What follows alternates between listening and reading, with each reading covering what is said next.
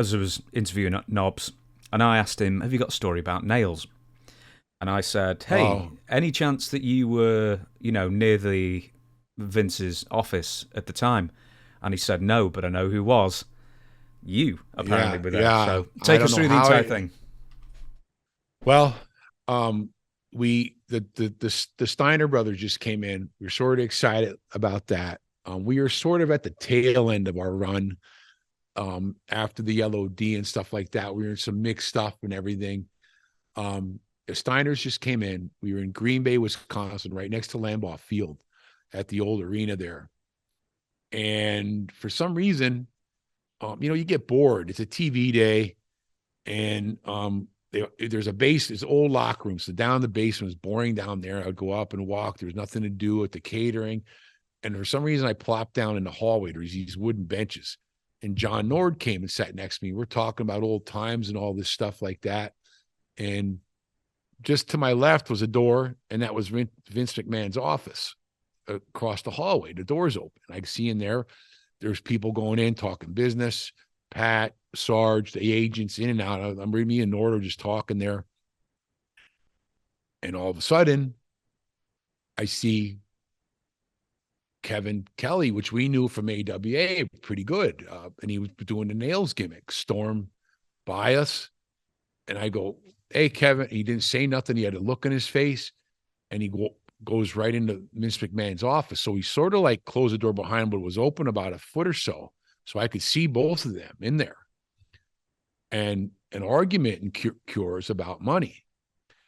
And um, basically the argument came to an end, and the end of it was what I remember was, "Kevin, are you going to pay me or not?"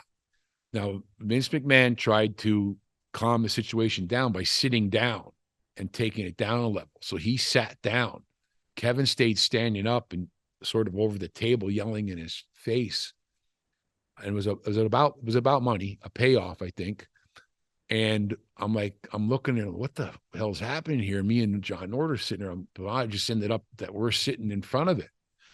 And the last thing Kevin said, "Are you going to pay me or not?" And Vince McMahon went, "No." And Kevin reached over the table, grabbed him with two things around his neck. He picked him off the ground and picked him up and smashed him down on the ground. And he got on top of him and started. And I'm like, my jaw dropped. I can't believe this is happening. He started punching him. And then I look down the hall and I see Pat, Sergeant Slaughter, and the agents. They're afraid to come down. They're peeping out. And I go, "Sarge, he's killing them in there."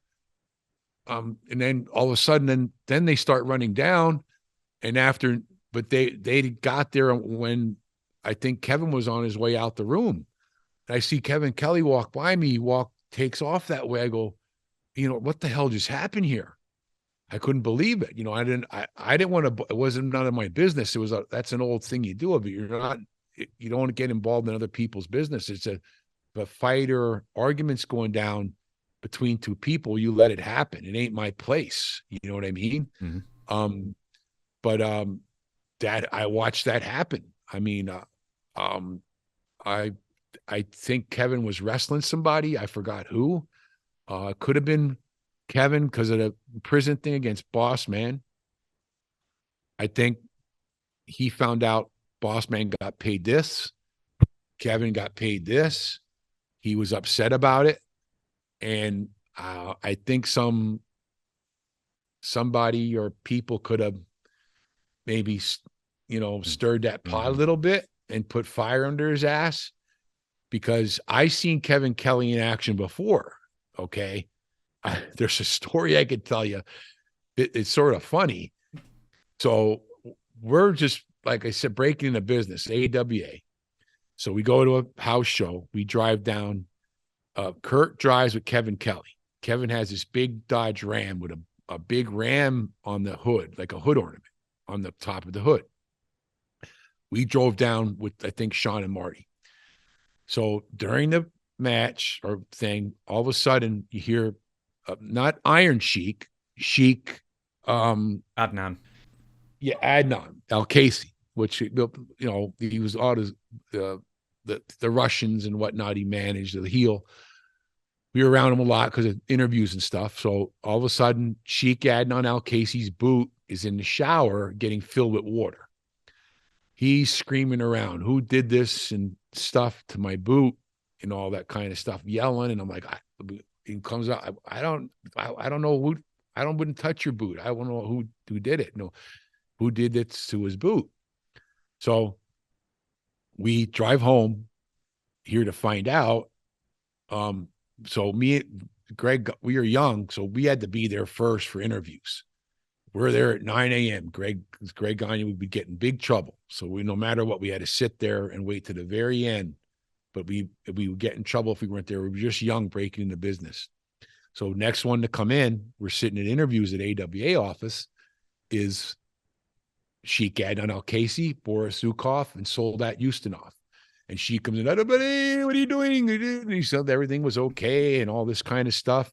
And all of a sudden, he's sitting there next to me, and you hear boom, boom. Kevin Kelly busts through the door. He has 2 bags. He drops the bags and storms right at the Sheik and starts pounding his face in. Kevin, no, the Sheik, no, please. And he stands up, he pounds him and knocks him straight through the wall, through the other side of the drive, through the wall. And he lands at the TV and Kevin beats the shit out of him. I'm like, what the fuck is going on? Me and Knobs are like, what was happening here? Please, Kevin, he's screaming, you son of a bitch, you ever touch my fucking truck, I'll kill. And Kevin, and he grabs his bags and takes the fuck back off the thing. Greg Gagne runs out and goes, oh my God, what happened? Or Greg Gagne goes, are the cameras okay? And me and Knobs go, Greg didn't care the Sheik got beat up. He cared if the expensive cameras got broke. I go, what the fuck just happened? He goes, I don't know. The Sheik he's all beat up. Here to find out, Kurt Hennig's driving home with Kevin Kelly, and Kurt goes, oh my God, Kevin, your hood ornament on your truck's missing. He goes, God fucking damn it. They're driving home from somewhere like maybe 2 hours south of Minneapolis. He had a spot show. And all the way home, Kurt's like, well, I hope the Sheik didn't think that you put his boot in the shower and then pull your hood ornament off, Kurt Hennig. And then by the time the next day, Kevin's so fired up, thinks that now that Sheik thinks that Kevin put his boot in, and Sheik went out and tore the hood ornament off his truck, and he's infuriated. So I saw this before, young in the business. So Kevin, was a madman. He just beat the shit out of him. So I think a little bit of that happened. Somebody put a match under Kevin's ass and cranked them up about payoffs, or the payoffs were down. It could have been multiple people, and said, hey, it was an old school thing to do to guys. I heard so-and-so you wrestled got this. I know you got what? I only got paid. And then they stir the shit and they go back and complain to the promoters. And that was an old school way of keeping the promoters on cue and keeping the money high. That's an old school thing. Mm-hmm. I never did anything like that, but I learned, and by watching and seeing this happen multiple times, on keeping the promoters on cue, or guys bitching about payoffs, going, hey, we should be getting more. That's an old school Carney thing. You know what I'm saying? Mm-hmm. So that's the way that went down. It was about money, but I know there's somebody put a match under Kevin Kelly's ass. Boss man got this, you only got this. And then by the time he got the TV, he was infuriated. And when he went and asked for his money, Vince outright said no. And right then I said, he could have choked on my, I couldn't believe it was happening. But Vince McMahon didn't do nothing. Like nothing happened. He looked roughed up a little. His hair was messy. I don't know if he had some bruises on his face or nothing, but I think that might have happened to, the promoters. It might happen to you a few times, getting a scuffle over guys. I don't know, but that's how that happened. I don't know how I was sitting there, but it was just out of boredom, because it's boring when you're not. You got to sit and wait, and it's an all day from morning to wait. You do 100 interviews in a day, then you sit and wait 4 or 5 hours to X amount of matches through the night, and those are long TV days. you know, and I just ended up sitting in that place at that time. I don't know how, and I ended up witnessing that. So I went and told Knobs about it. He goes, he was downstairs with the Steiners or something like that, talking to him. And I go, you don't believe what just happened? He goes, what? I go, yeah, there's a bit. So I don't know, you know, like, welcome to the wrestling business. You know what I mean? Like, what the hell? I don't, you know, it's a normal, that was a normal, I guess, a normal thing back in the day. I don't know.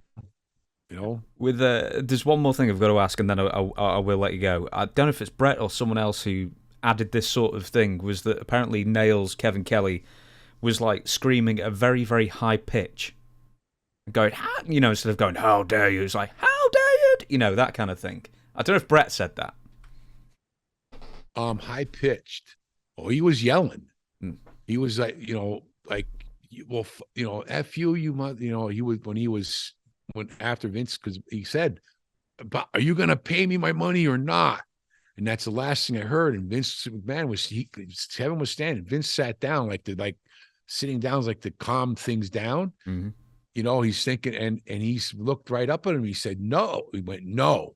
And when he said no, Nailz went, you know, crazy on him. He snatched them, he picked them up and slammed them down on the floor, right? Like that. You know what I mean? Mm. You know, and but he was yelling, you must, you know, whatever you say when you're beating someone up, you know, but I don't know about the pitch though. I don't remember that, you know.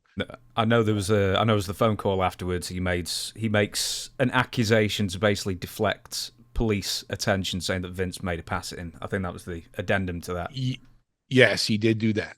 He walked straight out of the thing and went to a payphone. I didn't know what he was doing, but obviously there was some planning involved because he wanted to cover his ass, and whatever he said, he made an excuse for why he did it, because if the cops would have came, maybe he would have been arrested, but I don't think it ever went to that level. That I know Kevin marched and then he was down the hall on a payphone. And that's all I know. Now, I don't think no police came or anything ever happened. Like, I don't know. I don't know.